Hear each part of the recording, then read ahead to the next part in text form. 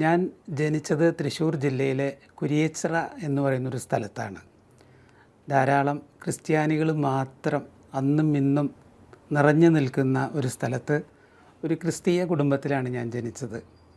എനിക്ക് 4 വയസ്സായപ്പോൾ എന്നെ അവിടെ അടുത്തുള്ള ഒരു സ്കൂളിൽ, എനിക്ക് തോന്നുന്നത് പോപ്പ് ജോൺ എന്നാണ് ആ സ്കൂളിൻ്റെ പേര്, അവിടെ എന്നെ ചേർത്തി 1ാം ക്ലാസ്സിൽ. എനിക്ക് ആ സ്കൂളിനോട് എന്തോ പൊരുത്തപ്പെടാൻ കഴിഞ്ഞില്ലെന്ന് തോന്നുന്നു. എന്തായിരിക്കും അതെന്നുള്ളത് ആ ചെറുപ്പം എനിക്ക് അറിയില്ല.